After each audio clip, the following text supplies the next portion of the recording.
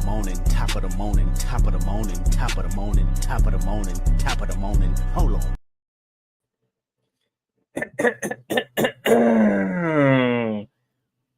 Juan Gotti tried to be on time challenge. Impossible, man.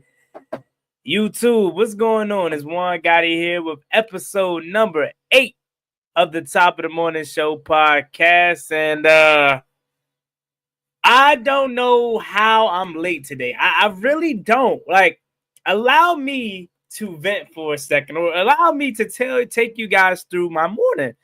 Because I genuinely don't know how I was late today. I really don't.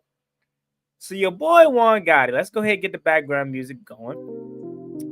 Your boy Juan Gotti, man, set the alarm for 5 a.m. today. Because I'm like, you know what? I know I got the show in the morning. And then I got some things to do in the afternoon. My afternoon adult duties. And I'm like, okay, I'm going to get up 5 a.m. I'm going to get up 5 a.m., go to the gym, get the workout in. Then I'm going to come back 9 a.m. for the show. Then after 9 a.m., I'm going to record my 2 videos or my 1 video. And then I should be on time. I should be good to go. Little did I know, I didn't make it on time. As you clearly can see, it is 9:20 as we started the show. We're supposed to already be 20 minutes in, and I'm freaking late. So my apologies for that. Like, today is a long day in a sense for me, because Fridays, as you guys know, I am in the gym every day. Monday through Friday, I should say. And subscribe to my second channel, as I'm about to drop my 2-month progress video, and we're going ham with the fitness content. A lot of y'all said y'all going to watch it. I don't know if I should keep my second channel name as Chewy IRL. So if you guys don't know, my nickname is Chewy, like Chewy, you know, like nickname. But Juan Gotti is just a name I came up with for the internet. So I made it Chewy IRL as a second page, because I was like, okay, if I'm going to be doing like real life content, keep it, you know what I'm saying, something like that. But now that I'm going to make that into my fitness channel, should I do it? Should I make it Juan Gotti doing fitness? That I feel like that's pretty cool. Chewy IRL is cool too, but that's the second channel. So I'm in the gym, and Friday is pretty much my long day, because I don't go on the weekends. I don't go Saturday, Sunday. I only go Monday through Friday. And Fridays is my long days because I do full body, or at least I attempt to do full body. And I thought, you know, giving myself some time to get up at 5 a.m., get to the gym by 6, was going to allow me to knock that out and then get back here on time.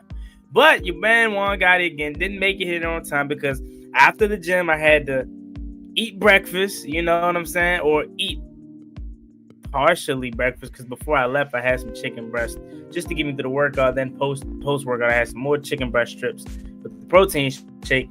So like, I don't know, man. I gotta get my time management better, bro, because it's like, there's no way I should have been late today to the show. But we're here now, and thank y'all for tuning in to episode number 8, okay?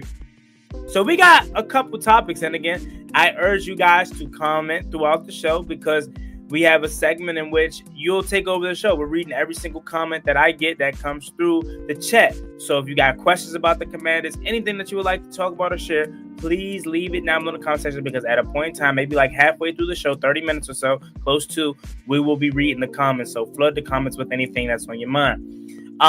Today with the Commanders, we got team hiring new president, Mark Klaus, and he's starting on Monday. Now, he been hired back in December, but as you guys know, if you didn't check out my video yesterday, I made a video in which owner Josh Hurst, he put out a letter to the fan base, basically, you know, guaranteeing the Super Bowl and thanking them for this season. And he mentioned Mark Klaus and how he'll start as a new team president.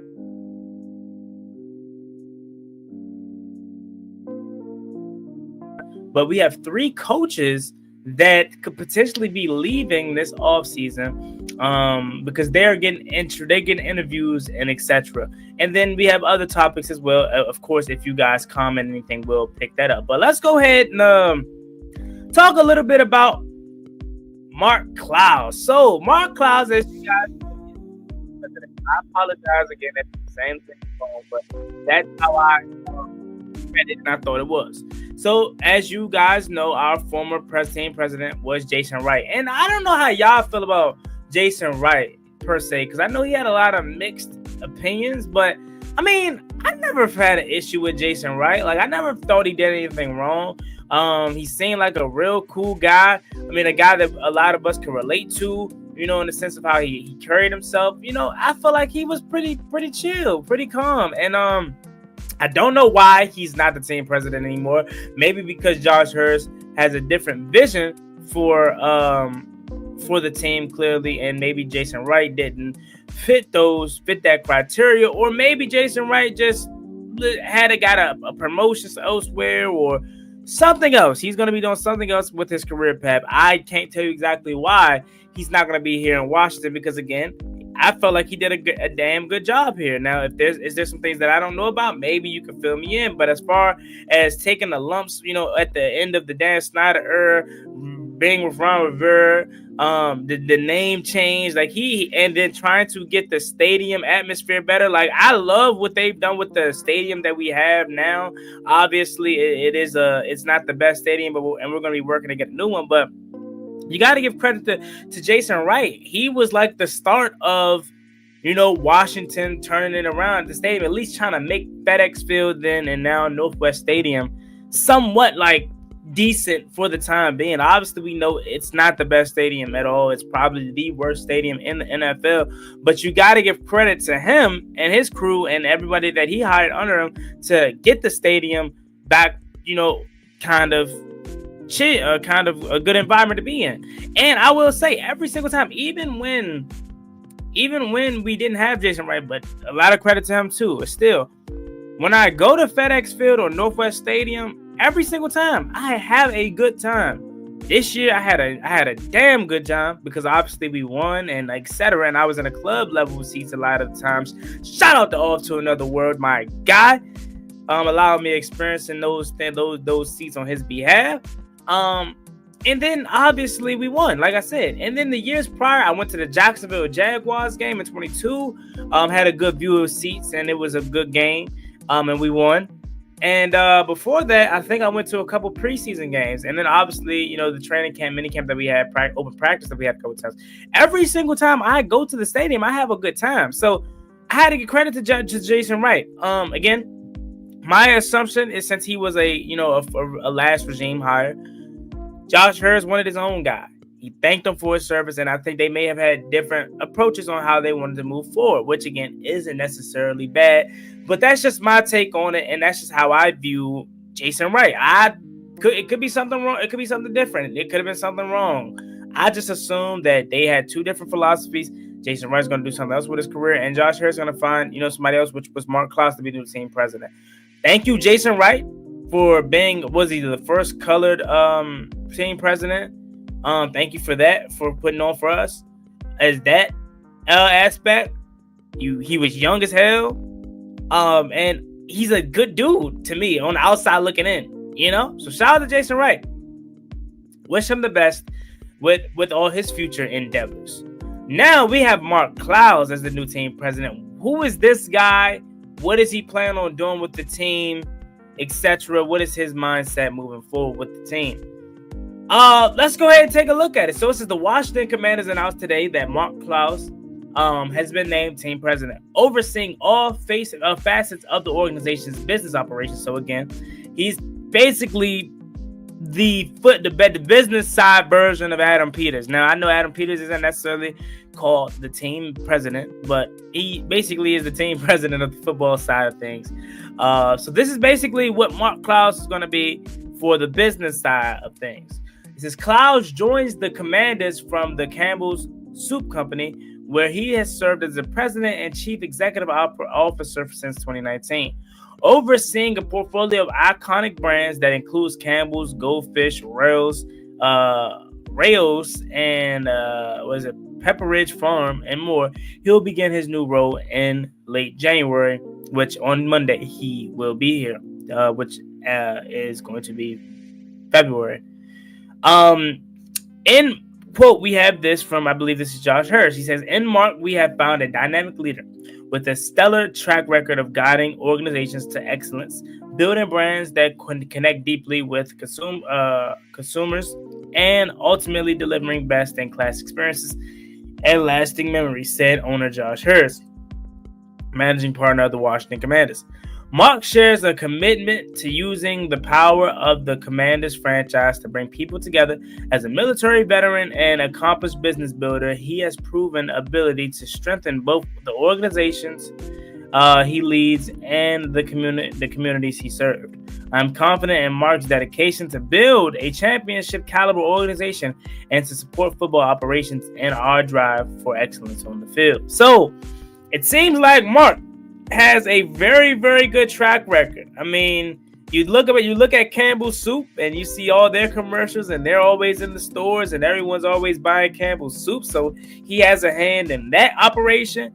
Goldfish was a childhood snack of a lot of people. I wasn't really big into goldfish, and I know obviously we're not worried about goldfish itself, but I just had to mention that, goldfish for me was kind of like, it was one of those snacks where it was like, if it was dead, maybe, last resort, maybe. But goldfish, I'm not one of those guys that was like, hey, I need some goldfish, bro. I'm just craving some goldfish. Like, nah, goldfish was never kind of my thing. But we always see the commercials. Is that the commercial where it say the snack that smiles back, goldfish? Like, I've always seen the commercials, right? I believe that's the right commercial I'm talking about. But that's a big company in itself. I have no idea what Rayos is. I have no idea what Pepper Ridge Farm is either. Probably some bologna or lunch meat company. I don't know. But he has 4 brands in which he plays vital roles into the success of them, and they clearly are successful. And the nugget that I just learned is that he will be helping out, assisting with the football operations side. So his main goal and his main job is going to be the business side, finding ways to improve, the fan experience, finding ways to get revenue for more money. Maybe he's in charge of the uniform change that we've been buzzing around and hearing about. Maybe, which I don't want and I hope doesn't happen, because at that point we just had our best season under this name, and I truly don't care. But you got those people out there, and it's never going to stop. It's never going to stop because we don't have the old name back. So you have the people out there that believe the name change could still be a possibility, and he'll probably be at the forefront of that. The last team president, Jason Wright, was at the forefront of the name change for the Washington Commanders. So I fully expect if anything of that sort was to happen, he would have a big role into that. But again, I don't see it going anywhere. I don't think it should go anywhere. We just coming off our most successful season. Jersey sales are through the roof. Jaden Daniels just had the most bought jersey in the whole entire NFL. Not just Washington. The whole entire NFL. He had the number 1 jersey. So I wouldn't change it, but again, if they do go down that route, I'm pretty sure more than likely will have a full hand in that being the possibility. So then you continue to go on to make to it saying this. At Campbell's, Klaus has led a transformation that reshaped the company's strategy and portfolio to fuel growth. Under his leadership, Campbell has built a high-performing culture with industry-leading employees, engagement, and delivered constantly strong business results while making a lasting impact on Campbell's communities. So again, it seemed like before he got to Campbell's, they were kind of falling off and nobody really was buying their product, or they weren't seeing growth how they would. And then once he came there, the strategies that he used, the team that he put together, allowed Campbell's to climb back to one of the biggest soup brands. And quite frankly, in my opinion, the only soup brand that I know of. You know what I'm saying? I don't really know much about no other kind of soup. In a sense. And then It also says Klaus brings more than 30 years of leadership experience to the Commanders organization after graduating from the United States Military Academy at West Point, where he played basketball, played on the basketball team. Klaus began his career in the United States Army, serving for 6.5 years as a helicopter pilot and rising to the ranks of captain by the end of his service. Shout out to him for that, man. I love military service members. I love hearing that. Shout out to military members, man. They definitely are always going to be well respected in my mind and always going to have a special heart for me in my life. Following his service, Klaus joined Kraft Foods. So Kraft Food, I don't know if that's under the same one of these companies that was already mentioned, but Kraft Foods is another one. As we know, the Kraft mac and cheese, pretty mid, if we're being honest, but we know about that. Holding a variety of management positions over 15 years stint with the company. Klaus was named president of North America and at Mondelez in 2012, and later served as the chief commercial officer overseeing the company's commercial growth plan. He was then named CEO of Pinnacle Foods, driving significant growth for the company in January of 2019. Klaus was named Campbell's president and CEO. So he has a very, very huge background in the food industry. Like, that's where his bread and butter is. So I'm interested to see how that can translate to sports. I'm pretty sure same strategy, same tactics that he used to increase the value of those food brands, he can use to sports. It may be a little bit different because instead of using, dealing with food and etc. stuff like that, you're dealing with players, jersey sales, stadium revenue, season tickets, how to make the season ticket holders more interested in buying, stadium, what's pyrotechnics and all the graphic stuff. Like, he may have a hand in all that stuff, so it may be a little bit different for him. But again, look, this organization hasn't failed me yet, and I don't think it's going to fail me anytime soon. So until we have something bad happen, which I don't think is going to, and I hope doesn't happen, I'm fully behind the hire of anybody that they decide to bring in. Mark Klaus then says this: I am incredibly grateful to Josh Hurst and the Washington Commanders ownership group for the opportunity to lead this iconic franchise into a new chapter of growth, said incoming president Mark Klaus. The Commanders' passionate fan base, which has stood by the team for decades, deserves nothing less than our unwavering commitment to excellence. I look forward to supporting ownership and as well as Adam Peters and Dan Quinn in doing everything in our power to build a championship caliber organization. Klaus and his wife Kathy are proud parents of two sons, Spencer and Logan. So again, welcome aboard, Mark Klaus. I look at your background, I hear your background, nothing but excellence, nothing but winning, and that's what we're breeding. That's what we're breeding here from front office football side, front office business side, and I love it. I can't wait to see what this future holds. We know the new stadium is going to be on the horizon very, very shortly.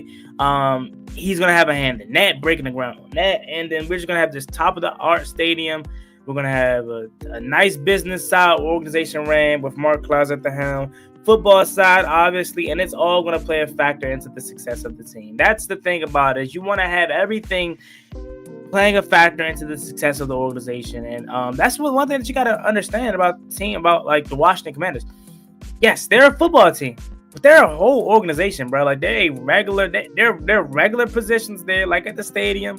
You know what I'm saying? They're regular positions, employees at the lowest totem pole all the way up into the high. You can work your way up, man. And like Josh Hurst said, he wanted to make this a place where people wanted to come work and enjoy working and working environment. And that seemed like what we're getting. Seems like what we're getting from the business side, football side, and everything. And I can't be more excited about the future of this team. And again, this is just year one of the excellence that is to come for the Washington Commanders. So shout out to Mark Klaus. Again, I love what I'm hearing from him. I can't wait to see what he does. I don't even know if he's going to get a press conference because this happened December 3rd. But December 3rd, we was in the middle of a playoff push and making the postseason, so we really probably didn't have that. But, I think Jason Wright had a press conference when he came. So I'm wondering to see if maybe we'll have a press conference from him, or we'll hear something from him. We can answer questions, because I know a lot of people are going to want to ask the question, what's up with the stadium? What's up with the name? If anything, what's up with the with everything regarding the business side. So I'm pretty sure we'll hear from him soon. Don't know if it's gonna be a press conference capacity, but I'm sure we'll hear something soon from him because they knew the new team president, and he'll start his role on Monday if he hasn't already started. They said late January, but then in Josh Harris's recent post to the team at the time that he released it, he said he'll start on Monday. That's coming up. So shout out to Mark Clouds, and hopefully he is what we've been missing for the business side. And thank you to Jason Wright for his service here in Washington, and wish him nothing but the best. So that's the first 20 minutes of the show. That is the first segment that we had down. Mark Clouds is the new team president for the Washington Commanders. But let's go ahead and take a pause, and let's go ahead and drink some water, man, because a little bit thirsty.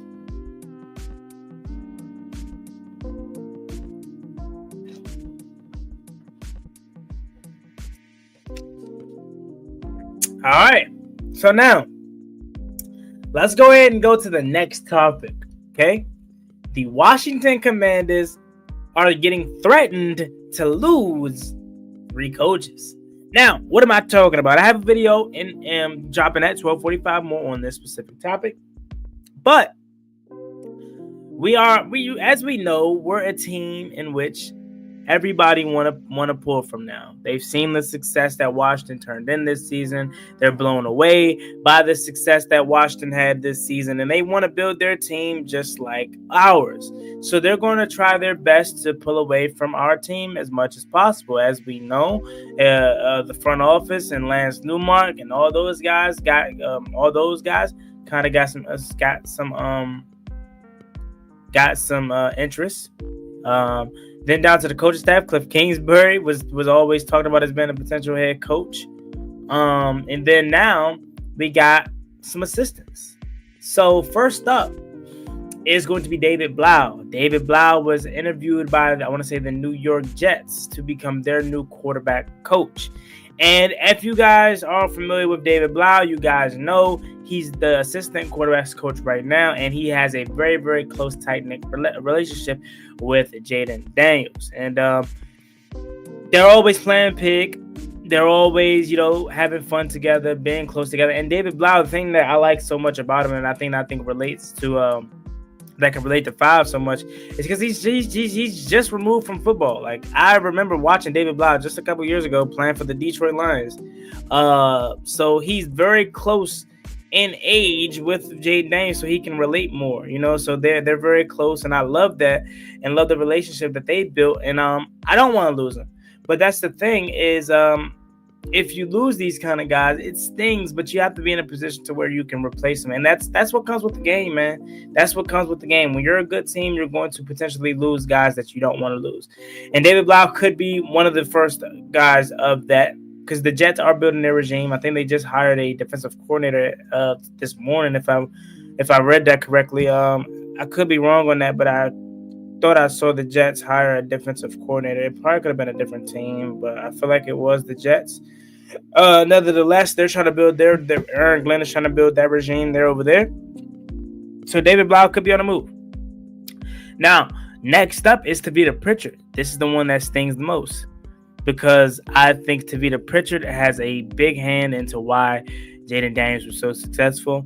And he's getting interviewed by the Jacksonville Jaguars for their offensive coordinator position. I think when you look at what Washington did this season and how successful they were with Jaden Daniels in his rookie year, a lot of other teams are looking at that like, who has a direct impact on the reason why this kid is so successful. Obviously, we know Jaden Daniels have God-given talent.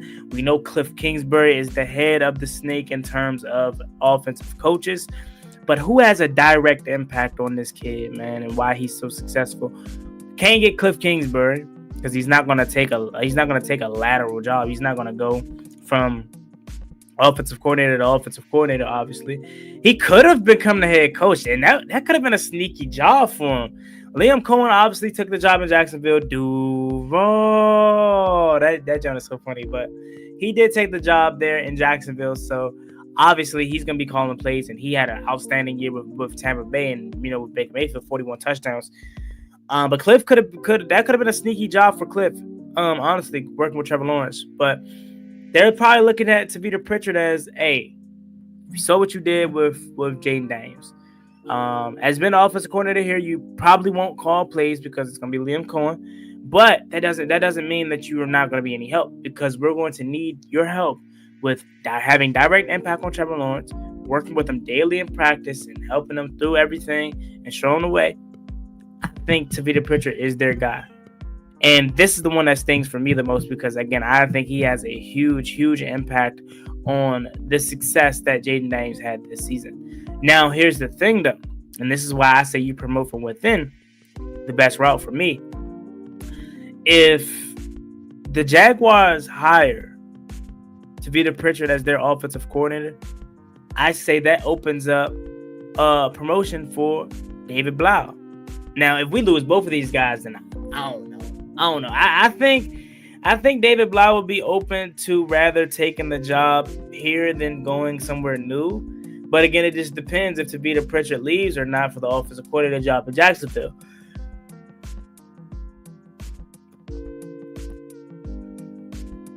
But I would rather do it that way if I could have it the way that I feel like is best for the team.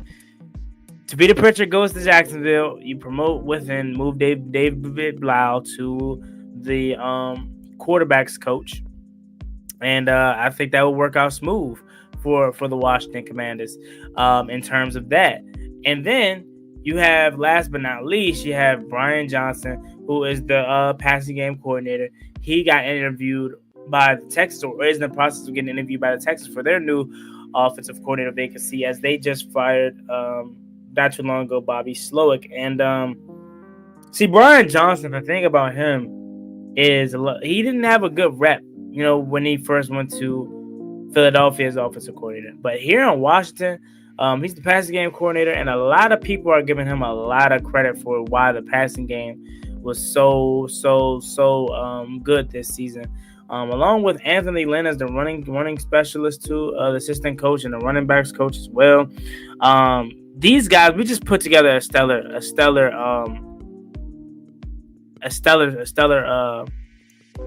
coaching staff. Sorry about that. I was trying to look up whatchamacallit right quick. Give me 1 second. But we definitely put together a stellar coaching class, and that allowed us to be successful this year.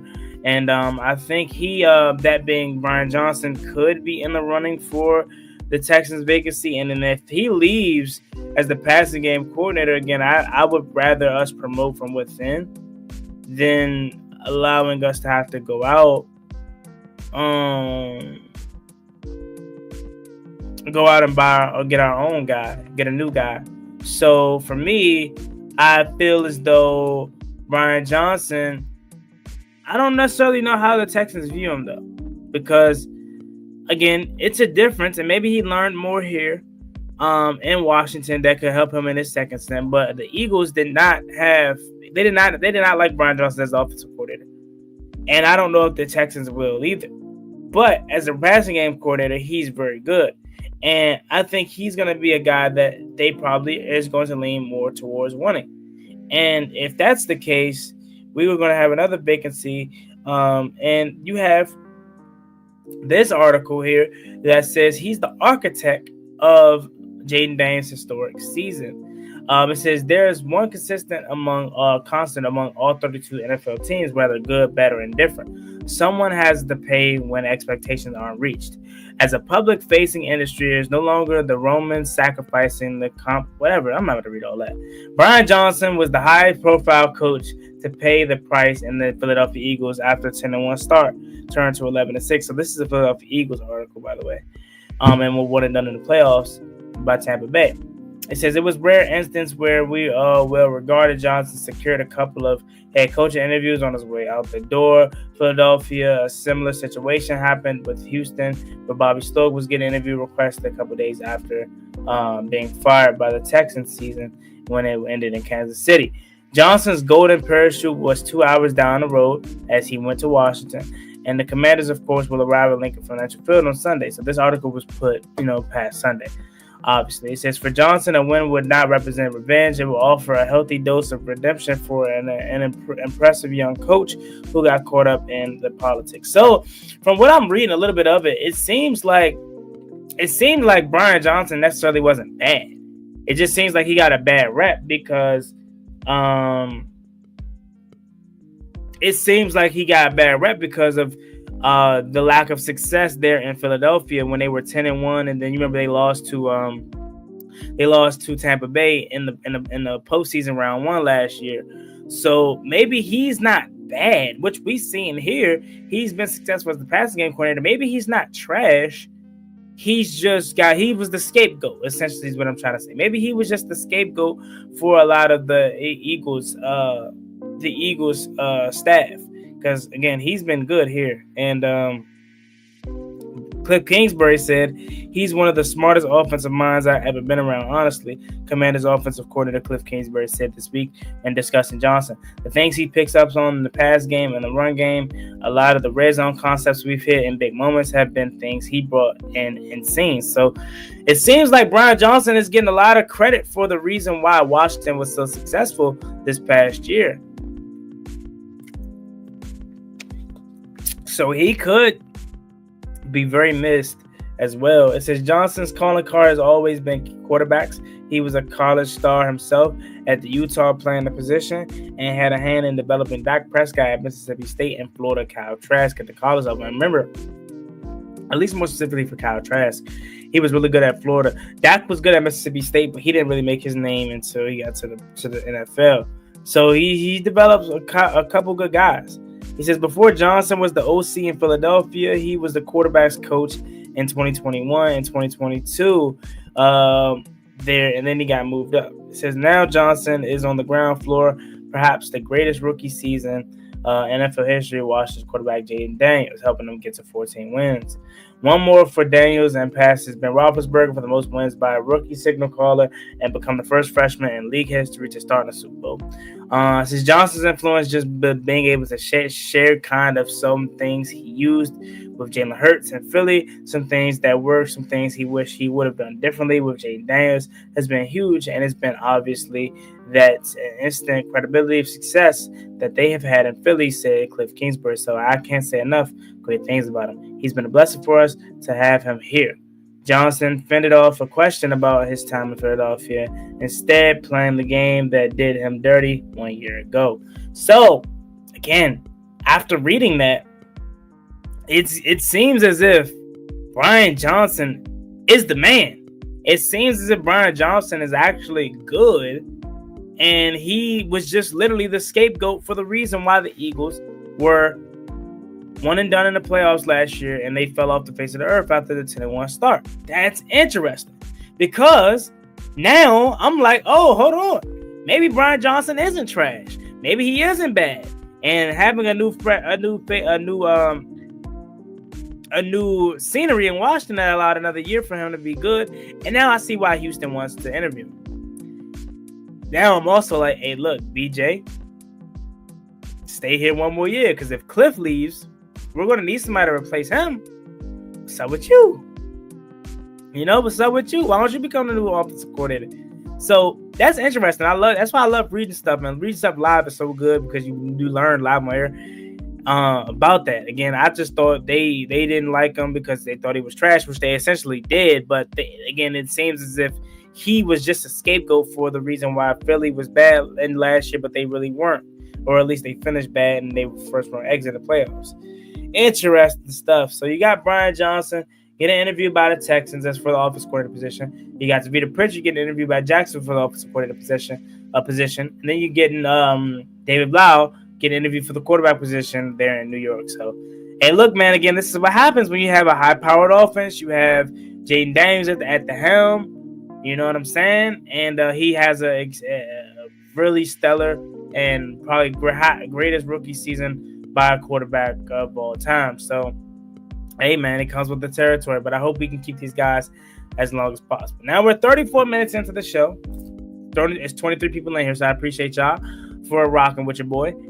Comment. 23 people in here, comment anything that you want, because this is your time to get on the show, and this is your time to have your questions, comments, or concerns answered in the comment section. So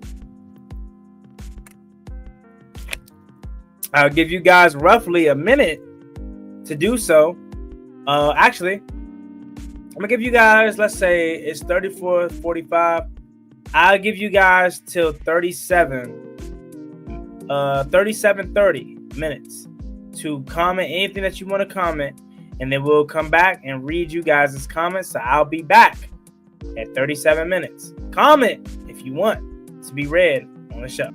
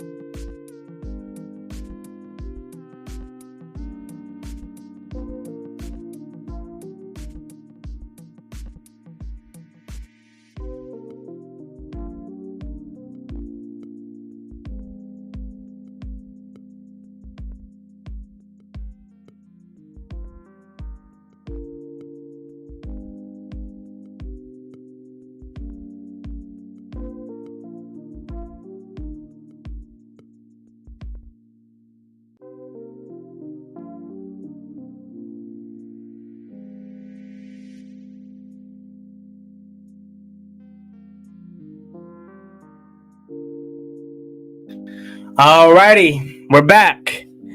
Hopefully you commented, and you still can as I go through the comments, obviously.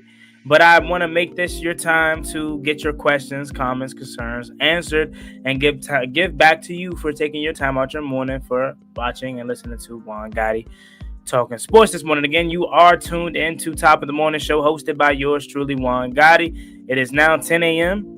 And it's a rainy one. It is a rainy one here in the DMV. So hopefully you're staying safe out there.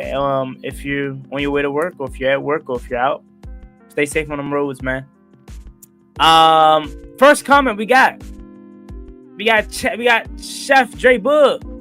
What's good, Chef Shay Bug? How you? Appreciate you for listening to Top of the Morning Show. Chef Dre Bug says, Juan Gotti Fit Life. Nah, I ain't really feeling that one. I ain't gonna lie. I just thought about Juan Gotti doing fitness because, like, Juan Gotti talking sports. You know, honestly speaking, I was gonna keep it Chewy IRL because that link is, and then by the way, the channel link is down below in the description, so you go subscribe to that. But I was gonna keep it Chewy IRL because, again, that's my real life. Real life, I'm working out, and my real life nickname is Chewy. But Juan Gotti doing fitness just kind of, it stays with the narrative of Juan Gotti and Juan Gotti talking sports. I'm talking sports, more specifically, talking about it. I'm not talking fitness. I'm doing fitness. So I was kind of like, Juan Gotti doing fitness. So that's what I'm leaning more towards. I kind of like that more than Juan Gotti Fit Life, honestly. So appreciate that though. Appreciate that. And that won't go unnoticed, for sure. Bruce Lean. Shout out to Bruce Lean for tapping in the top of the morning show this morning. Bruce Lean says, Juan Gotti, keep it the same through both channels. Okay, so I'll go with Juan Gotti Fitness Life. Again, that channel link is down below the description. I got other stuff on there like real life talks and stuff like that, and sports reactions. But I'm gonna clean up the channel. That actually when I get off, I'm gonna go clean up the channel and make it kind of like empty as like a fresh start. And then my first video will be dropping very soon because I'm about to hit my 2 months since I've been in the gym consistently, February 2nd. So I'll probably drop that on that day. And I'm basically just taking you guys through my journey from start and up until now. And I'll try to drop content on there, as much as possible, man. You never know. What if fitness is my way out, Heem. Shout out to Heem. Heem says, what's good, Juan? What's good, Heem? How you? Appreciate you for listening to the top of the morning show this morning. Shout out to you, bro. Awesome the Sports says, what is up, Juan Gotti Talking Sports? What is up, Awesome Sports? How you doing? Appreciate you for listening to the top of the morning show. As always, make sure you guys check out Awesomeness Sports. Philip B. My guy, Philip B. always hold it down. Kind of like the Josh Harris of the channel, the managing partner in a sense. But nah, shout out to my guy, Josh. I was about to say shout out to my guy, Josh Harris. Shout out to my guy, Philip B. Always holding it down and supporting your guy. And, shout out to Philip B, man, Spirit of Detroit Podcast. Shout out to Spirit of Detroit Podcast. Appreciate you for listening to the top of the morning show. One Way. Shout out to One Way. Listening to top of the morning show podcast. Say DKX Terry McClung. I got a video coming out on that today. Stay tuned. Because that definitely would be something that makes me excited. You know what I'm saying? DK, Terry, just imagine that. We got the physicality that everybody's been clamoring for. That guy that can climb the top ladder, that can box out a cornerback. Just be that physical, you know what I'm saying? That guy that we need on the outside. And obviously a hell of a good blocker. Could you imagine a receiving core like with Terry, Dayami, and DK solely based off of their blocking ability for getting, screens. And man, we're gonna be running the hell out of some screens next year. More than we already do, but more than a regular if DK Metcalf came in, because he is a physicality specimen. As we know, nobody wants to tackle DK. So running that slant across the middle of the field for DK, I would love him. Here. But obviously that's gonna be a trade, so it's gonna require for us to potentially give up some stuff, which I'm fine with. But more than that, it's going to require if Seattle even wants to trade him. Now, I've been doing my research because I have a video coming out soon.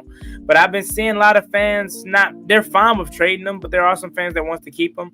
But as we know, DK Metcalf, and I kind of alluded to this.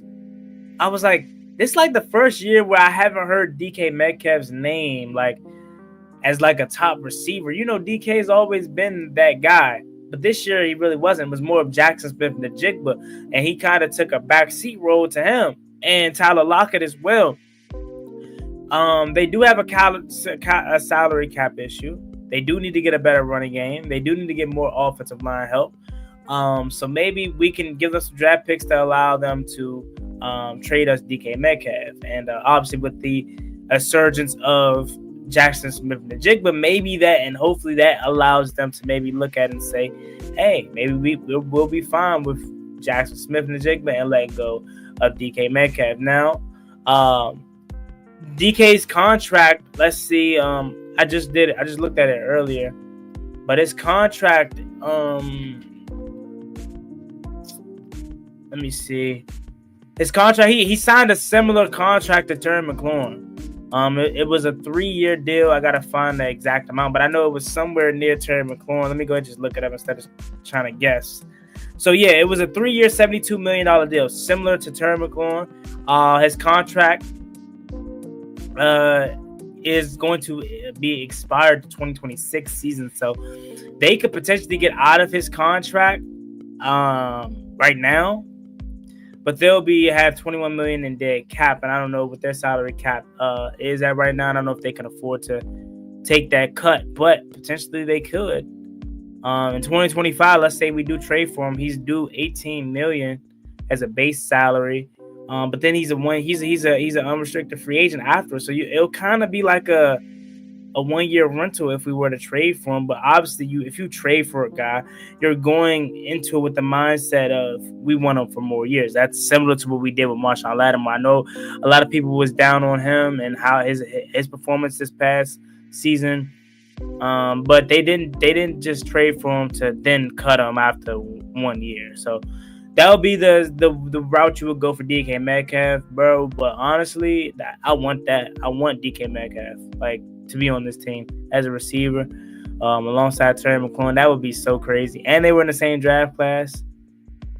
That would be tough. I ain't gonna lie. That would be tough. Definitely want DK. Shout out to my guy One Way. Make sure y'all go stream that new album.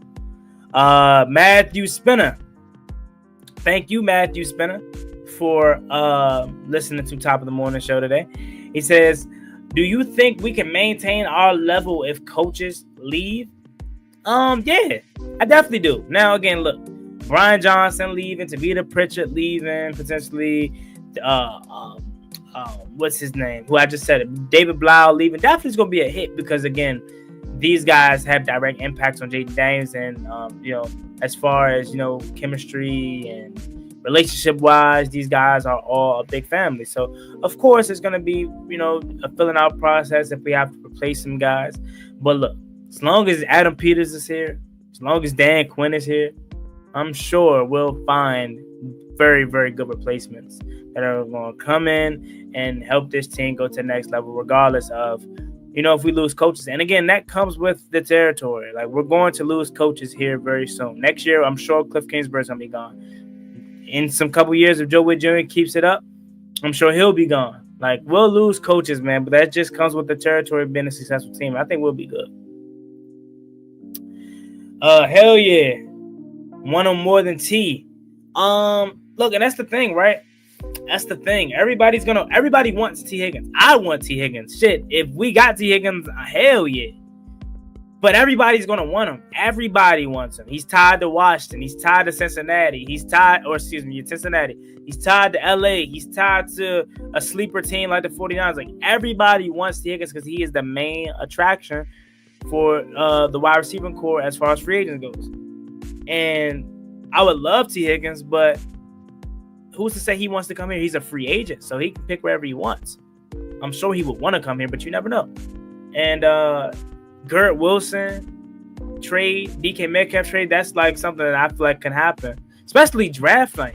Remember a couple years ago, AJ Brown got traded on draft night, and everybody was crazy out of their mind. Whoa, what? No, they traded from draft night. That could be Washington this year. And this wide receiving class, I'm not gonna say it's stacked, but they have a very good front office there in Seattle, and John Lynch and all those guys. So I think that maybe they trade us DK Metcalf, and we're going in with the mindset of, hey, look, maybe we can recreate an Ohio State, wide receiving core. Because I don't know, is it just me? And you can correct me if I'm wrong, because I'm not a daily college football watcher. But Emeka Egbuka, junior season last year, not the season he just had, but Emeka Egbuka last season had a really good year, and he was supposed to come out, and he went back for his senior year. Which I'm not gonna say he didn't do anything good this season, because he definitely was a big reason as to why they won the national championship this year. Obviously with Jeremiah Smith as well, who's freaking dog. But he had 1,000 yards this season and 10 touchdowns, so he still had a really good year. But as I look at it, his 2023 year, or actually, nah. Now I'm looking at it. In 2023 year, did he get hurt or something last year? In 2023, I don't know. I thought I saw something in which it was saying last junior year he was supposed to come out and he would have been a highly touted, prospect. Now this year, I'm not saying he's not going to go first round, because I still fully expect him to go first round. But what if Seattle's mindset is, look, We trade DK to Washington. We get Washington's first, maybe second round, whatever, third round pick, whatever. Because we're giving up 29. 29 is basically a second round pick. So you're for sure giving up 29 if you trade for DK Metcalf. But what if Seattle's mindset is like, look, we trade DK, we get that 29 from Washington, and maybe a third round pick. We either sit at 29 and hope that Emeka Egbuka falls to us, or we package that back up as well. And then after we trade with Washington for DK Metcalf, we then trade up again with another team. We package up that deal specifically, give it to them to move up further, and then draft Emeka Egbuka. And then that way you have a Ohio State duo and Jackson Smith-Njigba, who had an insane year this year, Emeka Egbuka, and you still got old head Tyler Lockett. Zach Charbonnet in the backfield. Their real problem, though, is I know they say they need running game and they need an offensive line, but their real problem is they're too tied to Geno Smith. Geno Smith was good, but he's 35 years old, bro. You might as well give Sam Howell a chance, bro, at that point. DK needs a real quarterback because he's not an elite receiver, but he is a good one. JD5 elevates worst guys. I believe this would be perfect. I agree for sure. I definitely think DK would get back to the old DK that he was with when he had Russ and then like that first season with bro, what's his name, Geno Smith. Like DK has the potential. He can have a Terry McLaurin effect. Remember, nobody would put Terry McLaurin in that elite conversation, and a lot of us was even questioning him coming into the season, saying he's not elite, he's not this, he's not that. But then you see what happens when you get an elite quarterback like JD5, and now he had the best season of his career. That could be a similar approach for DK Metcalf. I mean, in 2020, he had 1,300. I think that was the last year of Russ. Correct me if I'm wrong, but I think that was the last year of Russ. 1,300, 10 touchdowns. That's his best season thus far. Since then, he's had he had a 900 season in 2019, 1,300 season in 2020, a 900 season in 2021, and a 1,048 season in 2022. 2023, he had another good year, 1,100 yards for 8 touchdowns. And this year, he kind of had a season in which he just fell under 1,000 yards. So I'm with you. I'm with you all the way with that. I'm with you all of that. High Life. Hopefully I said that correctly. Sorry if I didn't. I want Pickens so he can crash out against DeJean or Quinyon Mitchell. Look, we don't need Pickens for that. We got DK on the way. DK will crash out. Sure. We know DK will crash out, like if need be. So we got Marshawn on the other side of the field. Other side of the field that crash out, and then we got DK if we need to be. Commanders Chaplain Reverend Rashid Fry. Aheem, you got the rap video. Commanders Chaplain Reverend Rashid Fry. What's up, Juan? How out of shape were you? You just came home from the military, bro, and you were young. Took me years to get back to get my after 13 years in the Corps, United States Marine Corps. I mean, I was out of shape. I was definitely out of shape, for sure. I can't say how much I was out of shape because I mean, like you said, I'm young, but I just didn't like how I looked per se. I didn't like how I looked. I always had this dream body of mine where I was a little, I don't want to be a bodybuilder or anything like that, but I do want to be toned, in shape and, decent looking. And I just didn't feel like myself.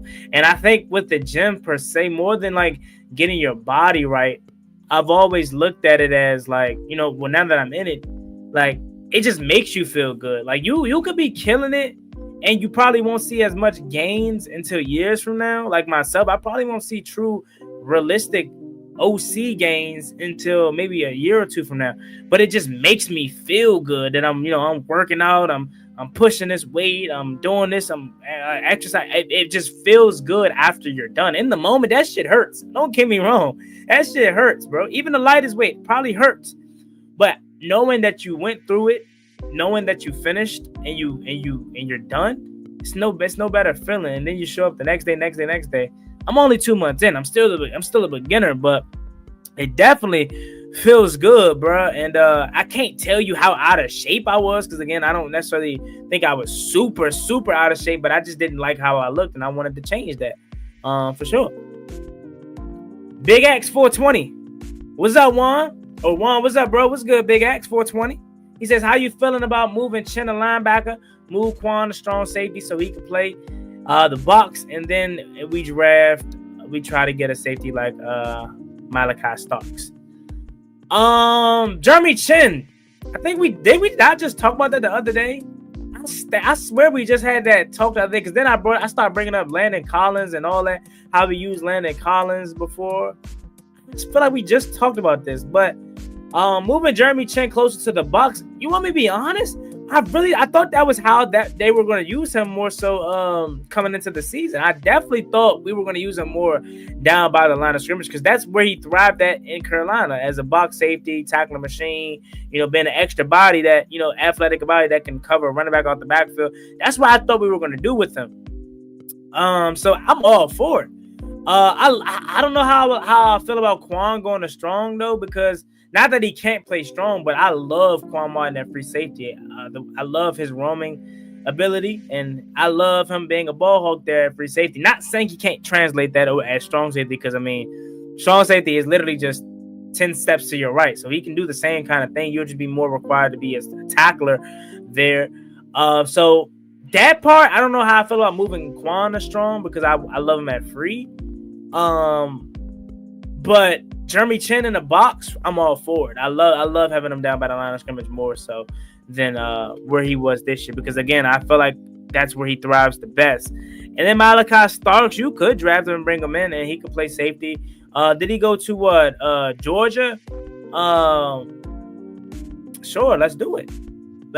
I personally don't know if I would move him to strong, because I like Quan at free. Not saying he can't play the position, but that's just what I think.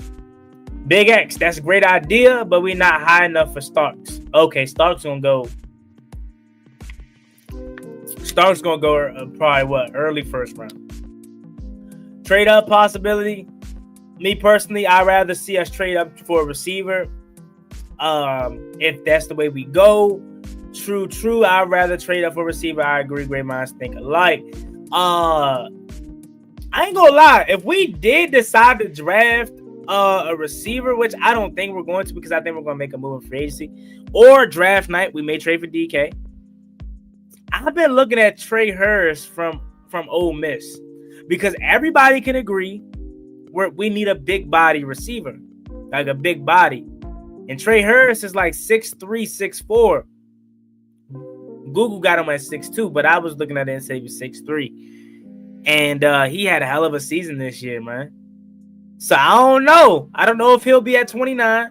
But again, I don't know how good this receiving class is. I don't think it's last year's receiving class with like Malik Neighbors, Marvin Harrison, and all those guys, especially with like Jackson Dart climbing the board. They're saying he's the second best receiver or second best quarterback in this draft class. So somebody may reach for him and grab him up.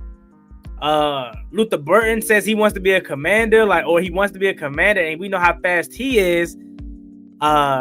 You got Reposado coming out. I don't know, like this draft class is solid, but it probably ain't like a bunch of first round guys. Like a Reposado may be a second, third round guy. Luther Burton may be a first round guy. I'm just assuming off the top of my head, probably because how good he was on season 1 of NCAA. But I assume he's a first round pick. But Trey Harris, that's a name for me to watch, because I know everybody wants that T. Higgins build kind of guy, and he's the way to go if you're looking for that kind of player, if you ask me. He says, one more. How do you feel about tight end from Penn State? Hey, look, my guy just told me the other day to look up the tight end from Penn State. He told me about my guy, the guy from Penn State. He was like, look, bro, he does everything. He does everything for Penn State, bro. I was like, so what you telling me? He's like a Taysom Hill kind of guy. He says he catches everything. He even throws. He's out of the Wildcat with it and stuff like that. They're tight end at Penn State. But if he's that good, Tyler Warren, I believe that's his name. If he's that good, I don't know if he's gonna be at 29. The way, like I'm telling y'all, the way he was describing to me their tight end, he was like, bro, he's probably the best player in this draft. Like overall wise, position by position, he's like the best player. I was like Abdul, even better than Abdul Carter, who was projected to be the number 1 pick. If none of the quarterback goes, he's like, yes. I'm like, oh shit. All right, if he's that good, shit. He was like, he said he's like he said if George Kittle, what did he say? I'm trying to remember what he said. He gave me like a combination. He was like, Tyler Warren, if George Kittle and Darren Waller had a baby or something like that, that's Tyler Warren. Like, and I'm like, oh, okay. And knowing me, I would love to have an athletic tight end, bro. Like the best tight end I've ever seen, obviously outside of Chris Cooley. Obviously can't disrespect Chris Cooley. Jordan Reed is who I've been literally wanting us to get, and I will die on that hill. People look at me crazy, but if Jordan Reed stay healthy, he would be in the same conversation as Travis Kelce right now. Like Travis Kelce of past. Obviously, we know Travis Kelce. He's still solid, but he's not the Travis Kelce like the past few years. But Jordan Reed would be that, and that's the kind of guy that I have been hoping we can find. And I think that could be him. Apparently, like he's that good. So apparently that's him. Kyle Pitts is out there as a potential trade option too for tight end, because I want Zach Ertz back, but Zach Ertz, Ben Sinnott, and then maybe like an athletic guy like a Kyle Pitts, or maybe we draft a center or somebody like that. That would be outstanding. And Kyle Pitts for me could have a Evan Ingram kind of year. Like, you remember when Evan Ingram was at the Giants? He would drop the ball, but he would have so much potential, and you could see like, hey, if he puts it all together, he'll be good. That's why I think Kyle Pitts is at. Like, he had some big plays that he had against us this season, and he also had some plays in which he fumbled, etc. like that, dropped some passes. I think of a new scenery for him and a new scheme and a quarterback that's actually good. No shot to Michael Penix, but they ain't playing enough together. And Kirk Cousins, he fell off at the end last season. So you get him in the building with, and then what? Before then, it was Desmond Ridder and Taylor Heineke and just trash. Like, has Kyle Pitts ever played with a legit quarterback? I could be disrespecting Matt Ryan, but I feel like Kyle Pitts didn't make it to Matt Ryan era. I feel like he was way gone by the time Kyle Pitts got there. But needless what I'm trying to say, for the majority portion of Kyle Pitts' career, he didn't play with a legit, like, good quarterback. And clearly you get him to Jaden Daniels, he could turn up, because since then, Kyle Pitts in 2021, he had 1,000 yards his rookie year. His second year, he had only 356 yards. Then his third year, he had 667 yards, and then this past year, he only had 600 yards. So you get him here in Washington, I think Kyle Pitts could be another person you look for, and he can have an Evan Ingram-esque like comeback. Because remember, Evan Ingram, again, wasn't that good in New York, but he had the potential. Then he went to Jacksonville that 1 year, and in Jacksonville, he had an outstanding season. And then that could be the same way for Kyle Pitts. So I would look at Kyle Pitts as well. Hurst is catfish, just like Keon Coleman. I'm fine with sitting at 21 and taking Burton and Reposado. Luther Burton's a burner. Don't get me wrong. And he probably would be good. He's 5'11", though. He's 5'11". And I know everybody wants that big body receiver. And I'm more so on that kind of timing, too. Because not trying to compare Miami to us, because clearly I feel like we have the better quarterback. But I don't know. That whole speed, like, combination of Tyreek Hill, Jalen Waddle, what was the one? Devin A-Chain, all those guys, like they made a team of speed, and they ain't win shit. And I know a lot of that has to do with the health of Tua, but I don't know, man. I want to go a speed demon, which Terry isn't a speed demon, but he showed that he still got some in the tank. And then I'll go big body with number 2, and then slot go Deami maybe, or maybe draft another guy. But Luther Burton, I wouldn't mind having him, because he's a demon as far as speed goes, and downfield throw would be insane. But he's just 5'11", and I don't know how I feel like. We just had a 5'11", 6-foot receiver in Jahan Dotson, and we seen how that panned out. He felt like he fucking arrived, and he didn't. Will Diggs, he say we should draft an edge rusher because our run defense is atrocious. You have to improve the run defense. I would love to trade for DK. What would you trade for DK? So, of course, I agree. We need edge rushers insanely bad. Like, insanely bad.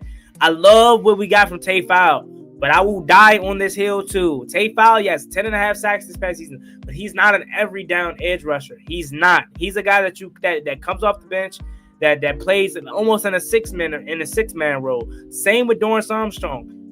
He's going to be here next year. He's on a 2-year deal. He's a solid guy, but they're not your every down pass rusher. They're not no game changers. We need game changers on that defensive line, especially edge rusher. I want to personally, Will Diggs, I personally want to strip down the whole defensive line.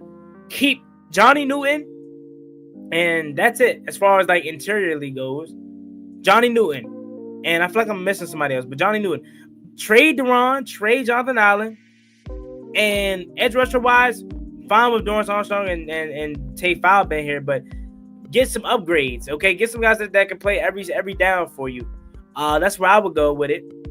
And then free agency, or you could go free agency. Maybe are you willing to maybe sign back up for some more Chase Young? He's a free agent. Excuse me. I don't know if you want to go down that route again. I feel like this is the year for edge rushers where we need to draft one. We need to draft a couple, or maybe try to look for a blockbuster trade with Trey Hendrickson or somebody like that. But edge rusher, I definitely agree. What do I see us giving up for DK? Probably the 29th pick, maybe a third. I don't know. Let me look at that AJ Brown trade details right quick, because I genuinely think if we trade for DK Metcalf, it's going to be on draft night. So let me look at the details, because I feel like this would be a similar kind of thing. So the Titans, they traded AJ Brown to the Eagles in exchange for the number 18th pick and the number 101st pick in 2022 NFL draft. So obviously we're not at 18. We're nowhere near 18. So we probably will have to give a little bit more. So I would probably say, let me look at our draft picks again, just to get a refresher. Because again, I ain't gonna lie, y'all, my mind was set on the Super Bowl, bro. I wasn't even locked in on the offseason yet. So I gotta remind myself what we're picking. Round 1, 29. Let me see. Is all the draft picks set? Let me see, because it's just telling me the round. It's not telling me like the rest of the picks. All I know is we got 29. But yeah, I'll just say maybe give up 29, and then the third round from Philly, or maybe 29 in the fifth round. I just almost feel hesitant, because not hesitant, but I almost feel like that's unrealistic, because if I'm comparing it to AJ Brown contract details, which I feel like is similar.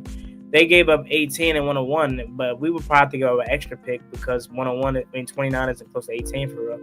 So I don't know. I would say probably the first and third round pick maybe, but we'll see. We'll see. That's what I would give up. I wouldn't give up crazy stuff for him, but I definitely know that first round pick is gone for sure. Warren is that good, but he's projected to be 12th overall on the board. Absolutely no way we get him, in my opinion. Okay. Not gonna lie, it's still crazy to me that we were picking 29. Get used to it. Get used to it, Big X. This is where we're gonna be picking every year. Look, every year our season isn't going to end till February. I'm gonna speak into existence February. So we'll get it. We're gonna always be picking 30, 31, 29, 32. Like that whole draft. Just think about it. April 20, whatever. We're going to be sitting up all night. We ain't going to be picking till like 11 p.m., bro, that night. And God forbid we trade back. Imagine we wait all the way to 29. That's like 11 p.m. And they say, yeah, Washington trade back. You like, bro, I just waited up all night for this shit. And now I got to wait again tomorrow. That's where get used to it, man. Times are changing. Says that's the only thing that sucks about winning.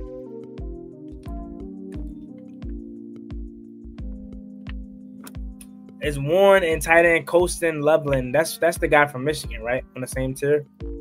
He says, I agree. A change of scenery might be great for Kyle Pitts. Yeah, for sure.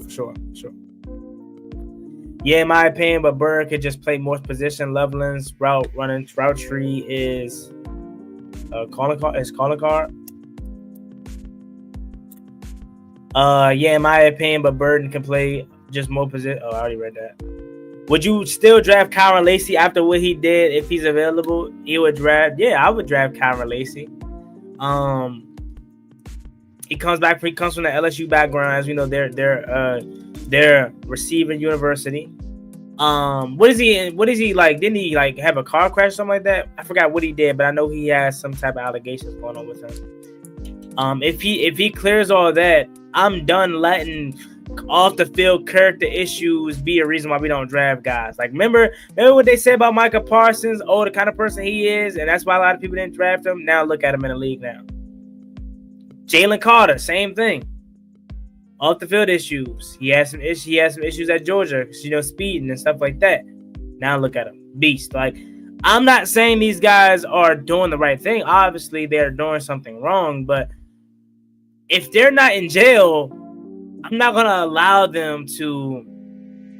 that to not make me draft and better my team, because we've done that too many times in the past. So I would draft Kyron Lacy if he's there, but he has some very serious issues going on. Warren can play more positions.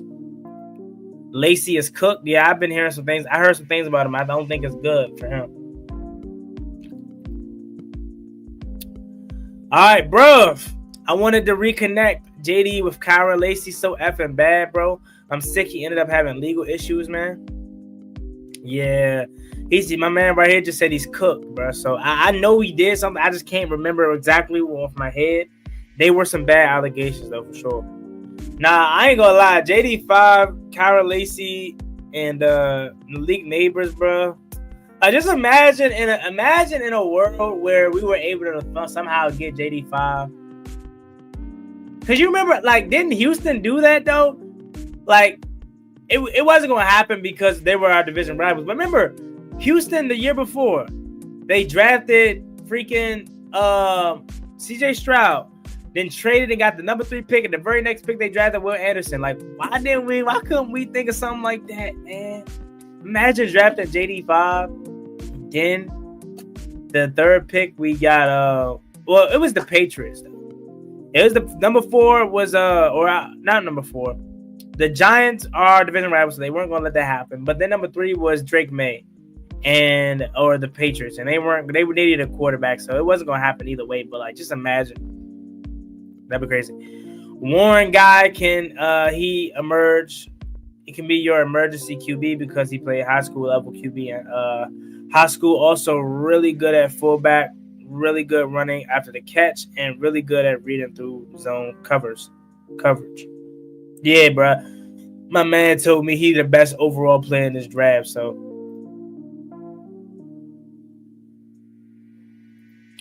yeah, that's what I think. And I also feel like they'll both be really good in the NFL. Wishing them the best. Commander's Chaplain, Reverend Rasheed Frost says, proud of you, little bro, or proud of you, bro. You're going to find your niche. As you see, I've been with you a minute. I hear all these free agent picks, but are they a Commander? We have an identity now, fellas. I appreciate that. Commander, Chaplain, Reverend Rasheed Fry. Look, I have no doubt in my mind that Dan Quinn, Adam Peters are going to draft the right guys to fit that identity of being a Commander. What I will say, though, is I'm not going to allow some character issues, some penalties on the field, like a DK Metcalf, for example. We know he gets hot-headed at times. I'm not gonna allow that to not allow me to trade for him or want me to trade for him. I hope that's not what we do. That we did that with Ron Rivera, and look what that got us. We drafted straight character guys. Look what that got us. Jamin Davis, because he's a military background. Ash. Jahan Dotson. Mid. Emmanuel Forbes, great background. Ash. Like, did character issues.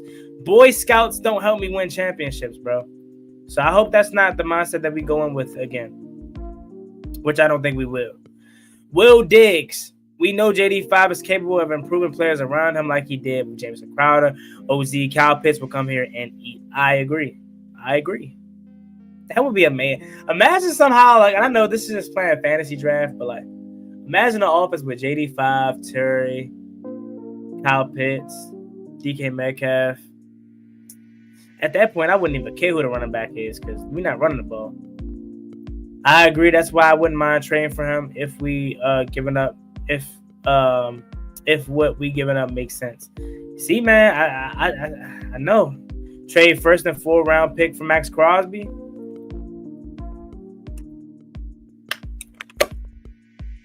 Now we gotta value what we want more because we only got one 1st round pick, and that 1st round pick is basically a 2nd round pick. So I hear we're making trade scenarios for all these different kind of players. Who do you want more, DK Metcalf, Max Crosby, or Kyle Pitts? Because if I had to have a pick, give me DK. Yeah, give me DK. I love Max Crosby, and we need edge rusher help badly. But give me DK. But then again, Max Crosby is just a freaking animal, dude. Like,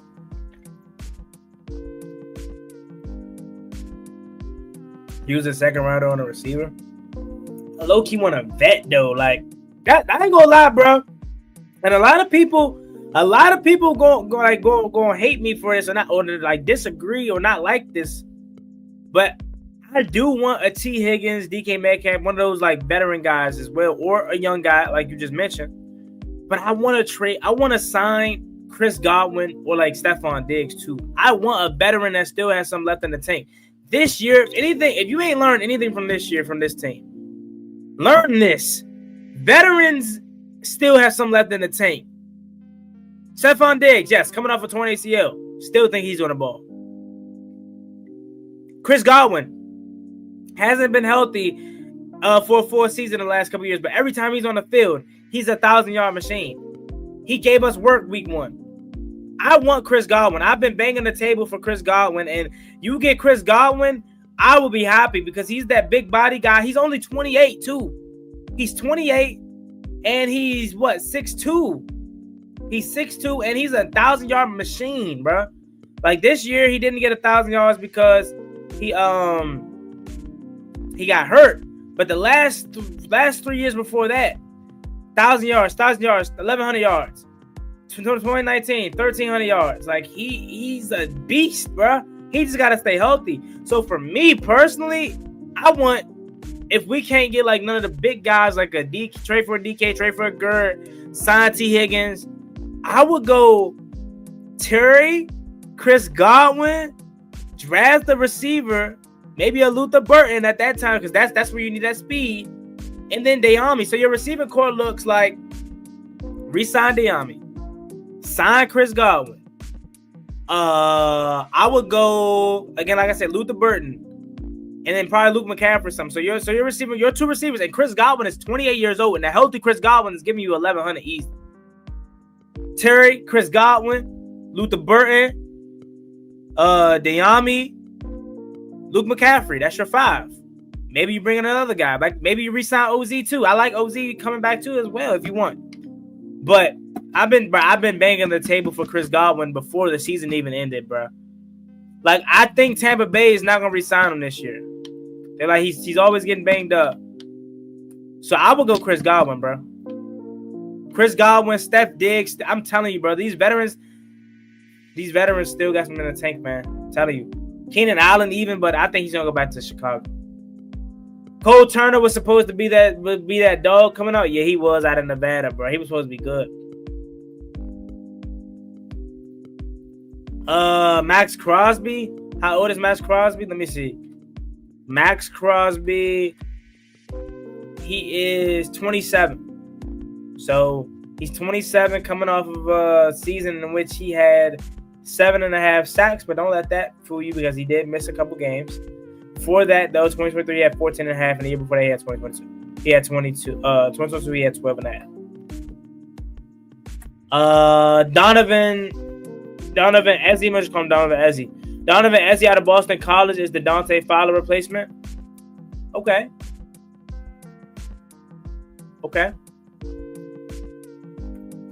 I look at. Wait, is that number 11? Oh no, I'm thinking of Florida State. Who's the edge from Florida State? I thought that was number 11. Big X 420 says, I'm telling y'all, one of the Alabama DTs and a second round pick, and a future fourth swap for Garrett Wilson. I want to get rid of both though. Like, I don't want nothing to do with Deron or John, but I ain't gonna lie. Ooh. See, I don't have a problem. I don't have a problem with that. I just don't want to give a first round. I forgot we still have some good trade values, bro. Our two DTs can go. Bro, I'm telling you, bro, I want to strip that whole defensive line. Like, the only person I want to keep is Jerzon Newton and Tay Fowler, because Dante Fowler, I think he can come back on another 1 year deal, maybe 2 year deal. He can be like a rotational 6-man kind of guy. Same with Dorrance Armstrong. But like, the two guys that have the most values can go, bro. And that's Deron John. That's a cool trade, right? Cool. I rock with it. Newton was really good. Sent Payne to Atlanta for Pitts and a late round pick. Yeah, get the whole D-line. Nobody beasted out. Yeah, I want. We can start over, bro. I ain't gonna lie. You can start over. We gotta hold on to our rookie though. Keep Newton and sign D-tackle from Dallas. Oh yeah, Diggy Zua. I made a video about that the other day. I think he's gonna come here with Washington. I think we should fire DQ and bring back Ron Rivera. I think Ron Rivera can get us over the hump. What you think, Juan? Yeah, in like 3 to 5 years, you know what I'm saying? After we draft, you know, the guy that led his high school class to, you know, the academic championship or some shit. That's what Ron's gonna do. Like, Ron doesn't care that you have this 6'4" beast receiver that runs a 4.2 and was all state and freaking Heisman Trophy candidate, you know, Belinsikoff winner. He doesn't care about that shit. All he cares about is what's his background like. Where did he grow up? What kind of family life did he have? Oh, he was Boy Scout? Oh, okay, yeah, that's what I want. That's what Ron Rivera does. I'm clearly trolling. Just can't wait for Juan to read that. Nah, I immediately figured that out. He says, I know it wouldn't be easy. I'm just tired of paying the island. Nah, for sure, bro. What Carl the Town say? For sure. Nah, bro. Facts. I want them both gone, bro. I ain't gonna lie.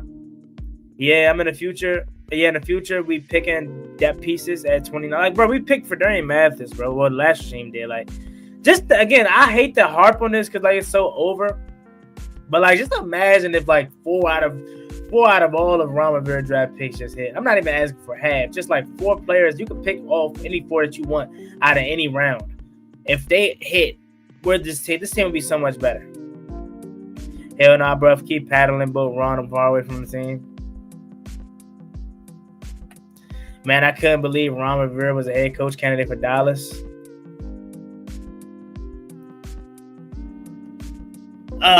Ron Eugene. Eugene, goddamn it, Eugene. That's when I knew Dallas all season was gonna be a comedy show. LSU's tight end has a good senior day. Reconnect with him with 5. Okay. Thanos could have been coming off the draft. Ron Rivera still would have went. I want 4, real.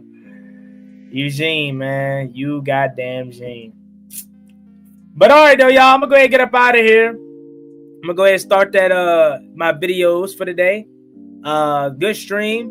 We'll be back here Wednesday morning at 9 a.m. for Top of the Morning Show, episode number 9, as we continue to climb this show and grind this show out and hopefully get this joint blown up. We're on the road to 9,000 subscribers. As always, me and boy Juan Gotti. Make sure you like, comment, and subscribe to the channel. I'll catch y'all Wednesday for this program, but you know videos coming out every single day. I'm going to go work on that right now. I'll catch y'all Wednesday morning at 9 a.m. Peace. Top of the morning, top of the morning, top of the morning, top of the morning, top of the morning, top of the morning. Hold on. Top of the morning, top of the morning, top of the morning, top of